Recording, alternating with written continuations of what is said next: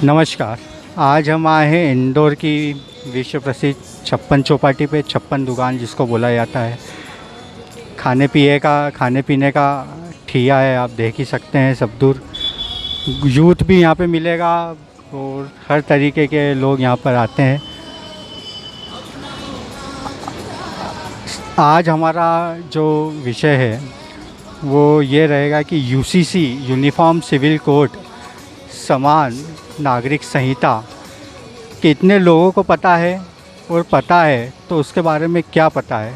आपको पता ही होगा, बीजेपी ने इसको एक बड़ा मुद्दा बना रखा है। 2024 का लोकसभा चुनाव में भी ज़्यादा टाइम बचा नहीं है, तो आज हम यही पूछेंगे आम जनता को यूसीसी कितना इफ़ेक्ट कर रहा है और कितना पता है। आइए पूछते हैं यूनिफॉर्म सिविल कोड के बारे में लोगों को कितनी जानकारी है और क्या बोलते हैं। सर, यूनिफॉर्म सिविल कोड के बारे में कुछ जानकारी है आप? नहीं सर, कोई ऐसा कोई भी नहीं। समान नागरिक संहिता, एक देश एक कानून, कुछ सुना है इसके बारे में? न्यूज़ चैनल पे बहुत आ रहा अभी। नहीं, ऐसा अभी तो नहीं सुना सर हमने तो। हाँ, अभी तो नहीं सुना। वैसे पूछते हैं कितने लोगों को पता है यूसीसी के बारे में। सर, आप यूनिफॉर्म सिविल कोड के बारे में जानते हैं? बिल्कुल जानते हैं सब। अगर आप जानते हैं तो ये बताइए, वो लागू होना चाहिए या ना होना चाहिए? होना चाहिए, बिल्कुल होना चाहिए। आज मेरी बात सुनो, 75 साल पहले देश आज़ाद हुआ था। जब से अभी तक कई पार्टियां अपने स्वार्थ के लिए इसको टालमटोल करती रही, और अपने स्वार्थ के लिए, अपनी गंदी सोच के कारण, अपने वोट बैंक के कारण, अपनी घटिया सोच, अपने घटिया विचारों के कारण, अपने निजी हित स्वार्थों के कारण कभी उनकी गोद में बैठना, कभी उनसे दूर भग जाना, न उनको धोबी का गधा, न घर का, न घाट का रखा। कभी भी हमेशा उनको यूज एंड थ्रो करा, यूज कर लिया और फिर फेंक दिया। ये सबसे ज़्यादा इफ़ेक्ट मुसलमानों को करेगा। तो क्यों इफ़ेक्ट करेगा? मुसलमानों की प्राइवेसी थोड़ी ख़त्म हो रही है, या उनकी आज़ादी ख़त्म थोड़ी हो रही है, या उनका कहीं भी किसी प्रकार की कोई चीज़ ख़त्म थोड़ी हो रही है।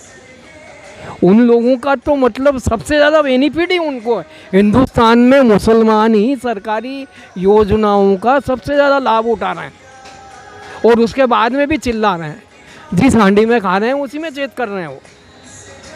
मतलब उनकी टर्राने की आदत रही, शुरू में जो सरकारें रही वो उनकी गोद में बैठती रही, उनको पपोलती रही, वो जैसा चाहते रहे वैसा होता रहा। और आज उसका ये नतीजा है। पिछले 10 साल में बीजेपी की सरकार आई तो उन लोगों की जो खुन्नस है निकल रही है, और ये आग लगा रही है। विपक्ष की जितनी पार्टियां हैं ये उनको पीछे से बैक सपोर्ट दे रही है। विपक्ष एक होगा आपकी बार, ऐसा लग रहा है? सवाल ये 7 जन्म ही नहीं हुए। देखो, शरद पवार बिखर गया बिहार में 2-4 दिन में। बिखेर गया कि बिखेर दिया उसको? देखो क्या है, मेरी बात सुनो, जो दूसरों के लिए खड्डे खोदेंगे ना तो मरना तो उनको ही है। आदमी को जो परिवार का जो परिवारवाद और जो पुत्र मोह होता है वो खा जाता है। जैसे शिवसेना को खा गया, पुत्र मोह खा गया। अरे सरकार मतलब तुम्हारी जन सेवा के लिए, तुम्हारे निजी स्वार्थों के लिए थोड़ी है। जैसे अभी महाराष्ट्र में जो घटनाक्रम चल रहा है, उस घटनाक्रम में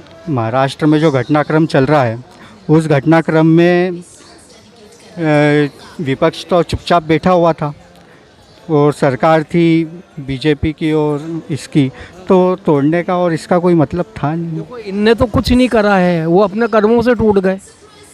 अजीत पवार, आज मेरी बात सुनो, पिछले 30-35 साल से उनके पीछे लगा हुआ आ रहा था। सारा दायित्व उनने अपनी बेटी को दे दिया। तो जब दायित्व अपनी बेटी को दे दिया तो फिर आखिर आदमी कहाँ जाएगा बताइए आप?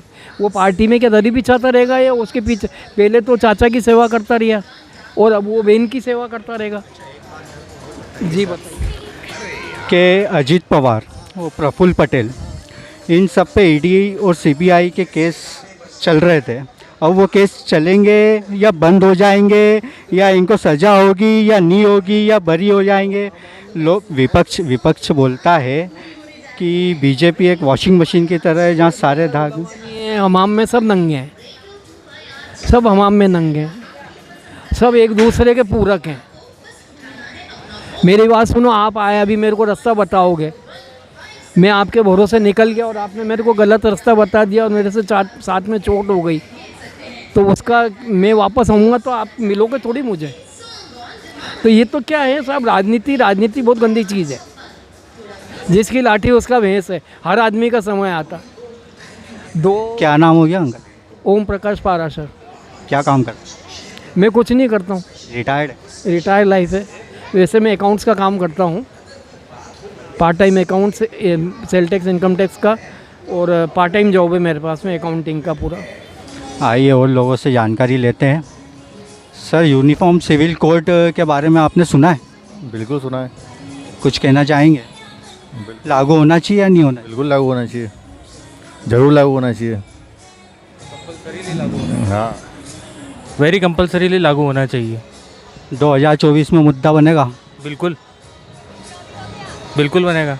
अभी मैंने बहुत से लोगों को जानकारी लेता रहता हूँ, तो आप मेरे को दूसरे व्यक्ति मिले हैं जिनको यूनिफॉर्म सिविल कोड के बारे में पता है। जानकारी, बहुत अच्छे से जानकारी, न्यूज़ देखते हैं, सारी चीज़ें पता है और होना चाहिए। विपक्ष तो मना कर। विपक्ष अब जब तक राहुल भैया बैठे हैं जब तक तो चलता रहेगा ये मामला। लागू होना चाहिए। बिल्कुल होना चाहिए, बिल्कुल होना चाहिए, बिल्कुल लागू होना चाहिए। अच्छा, आप जानते हैं यूनिफॉर्म सिविल कोड है क्या? एक देश है कानून, उसके अलावा यही मालूम है यार। सेम कुछ मतलब किस चीज़ पे इफेक्ट करेगा? बहुत सारी चीज़ों पे इफेक्ट करेगा। वैसे तो अब गिना नहीं सकता मैं इन चीज़ों को। आप नहीं, ऐसा नहीं है कि जानकारी नहीं है, जानकारी है, लेकिन एक मुद्दा हो तो बताएं ना। जानकारी से रिलेटेड क्या सुनना चाहते हैं आप, वो बताइए। यूनिफॉर्म सिविल कोड अगर लागू होता है तो वो किन चीज़ों पे इफ़ेक्ट करेगा? कोई एक खुल के बोलूँ क्या? बिल्कुल खुल के बोलिए। हमारा तो चैनल ही खुलकर बोलने के लिए, हमारा तो नाम चैनल का, हमारे चैनल का नाम हुंकार है। हुंकार भरो तुम, तो आप बिल्कुल हुंकार। नहीं, मतलब पर्टिकुलर मॉडल में नहीं जाना चाह रहा हूँ मैं। नहीं, अब वो उसको अपन वहीं ख़त्म करें तो ज़्यादा बेटर होगा, क्योंकि बहुत सारे लोग हैं जो देखेंगे ये वीडियो, और मैं नहीं चाहता हूँ कि मेरे मुंह से कुछ ऐसा निकले अभद्र। ऐसी कोई चीज़ नहीं बोलनी चाहिए। हाँ, मेरे मुंह से कुछ ऐसा निकले जिसके कारण कुछ बड़ा खड़ा हो जाए। आप किसी को विशेष लेके मत बोलिए, पर मेरा कहने का मतलब यही था कि आप इसके बारे में कितना नॉलेज एक आम जनता 2024 में वोट करेगी, तो वो ये मुद्दा, ये विषय, कितनी जानकारी इस विषय पे कितने लोगों को है, तो आप मतलब कुछ भी अगर आपको नहीं पता हो तो मैं बताऊँ। आप नहीं, पता है हमें, लेकिन हम खुल के नहीं आना चाह रहे हैं उस पर, बस। Thank you. हाँ, बहुत कम लोगों को इसकी जानकारी है और मानते भी है कि अगर कुछ पता भी होगा तो बोलने से लोगों नहीं बोल पा रहे कैमरे के सामने। आइए और लोगों से पूछते हैं। सर, आपको यूनिफॉर्म सिविल कोड के बारे में पता है? यूसीसी, ये बताएं। यूनिफॉर्म सिविल कोड के बारे में कुछ जानते हैं? कुछ भी नहीं, अभी देश में बड़ी चर्चा हो रही है इस चीज़ की। पता नहीं, काम धंधे वाले भी हम मजदूरी करते हैं दिन रात। यूनिफॉर्म सिविल कोड के बारे में कुछ सुना है? क्या? यूनिफॉर्म सिविल कोड के बारे में कुछ सुना है? 2024 में नया कानून आने वाला है। No, I don't know about that. आपको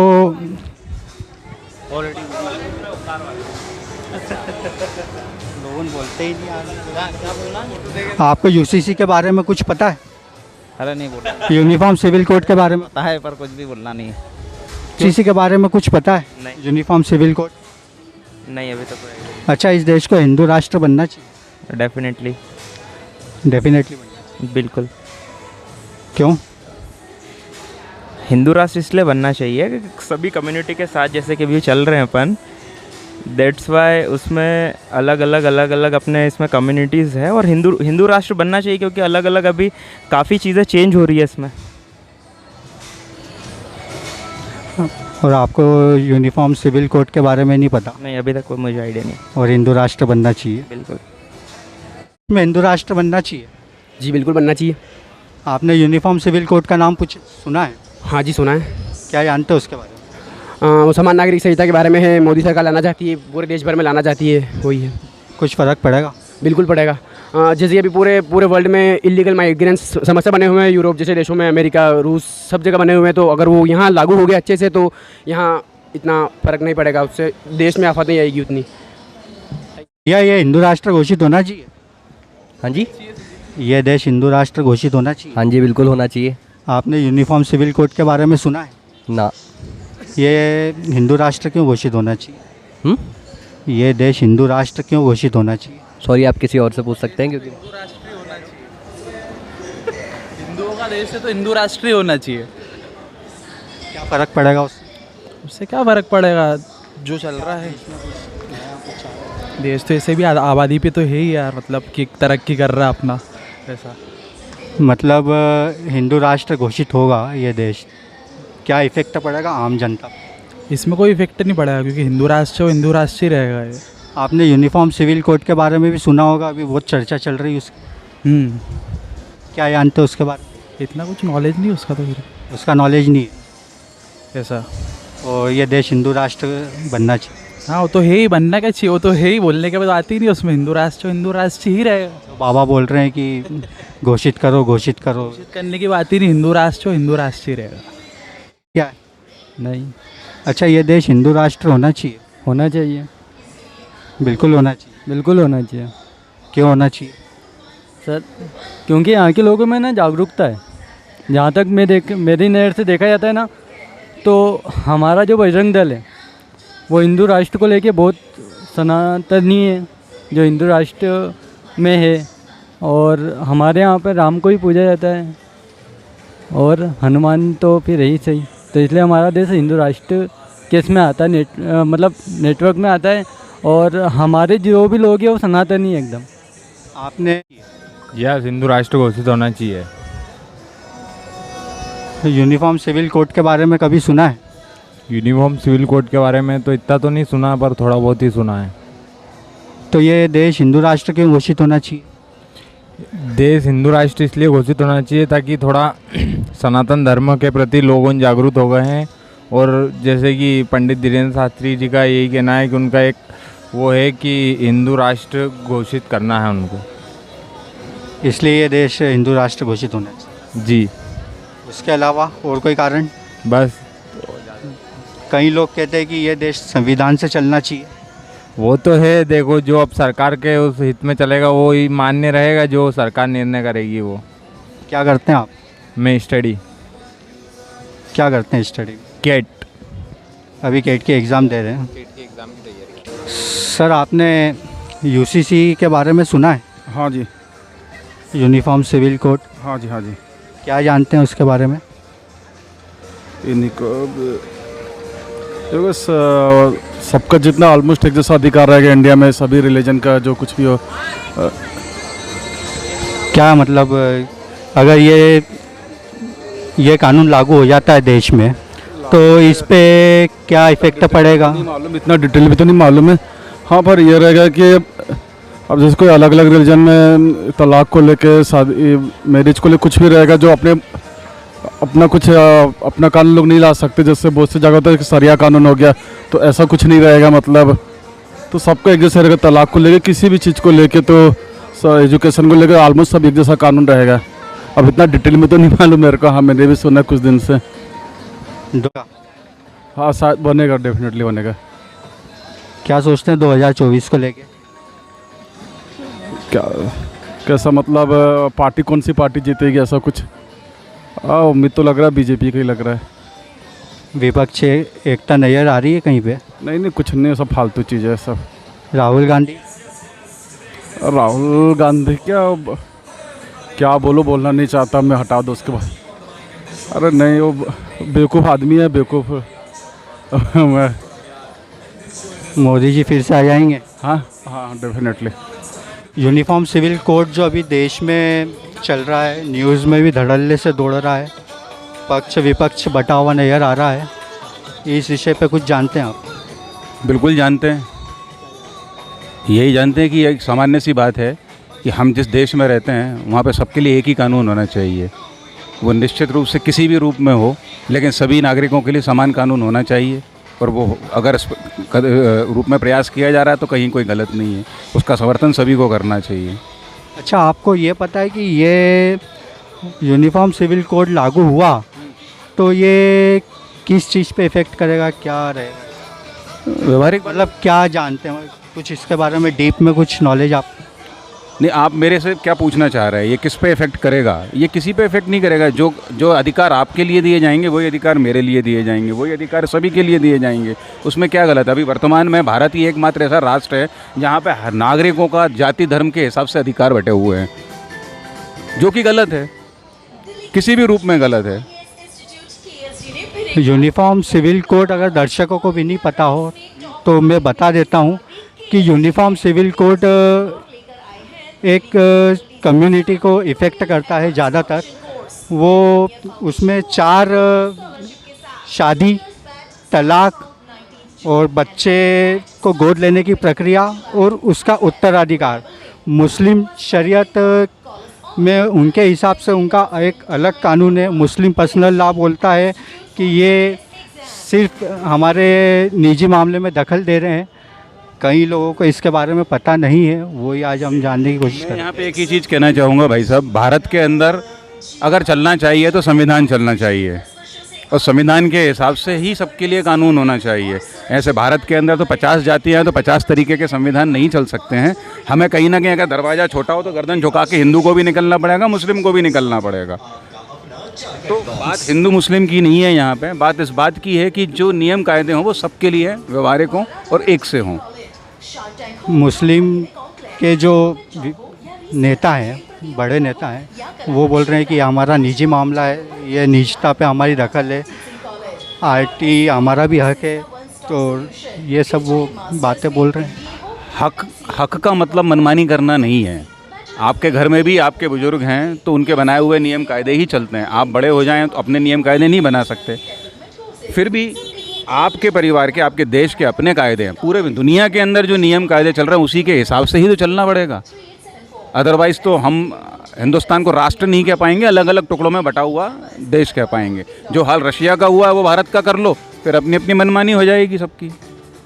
आज मैं अभी घूमा यहाँ पर, बहुत कम लोगों को इस विषय पे मालूम है, पर मैंने दूसरा एक पूछा क्वेश्चन उनसे कि क्या ये देश हिंदू राष्ट्र बनना चाहिए, तो यूसीसी पे किसी को नहीं पता, पर सब ने मुझको बोला कि हाँ हिंदू राष्ट्र बनना चाहिए। मैं यहाँ पे आपको एक और चीज़ कह देता हूँ साहब, राष्ट्र हिंदू और मुसलमान नहीं होते, राष्ट्र जनता से बनता है।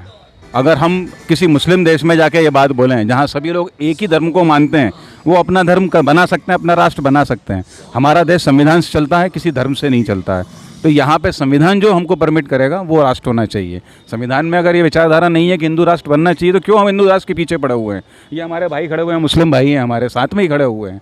तो इसका ये मतलब नहीं है इस तरीके से तो हम दीवार खड़ी कर लेंगे, बांट लेंगे एक दूसरे को।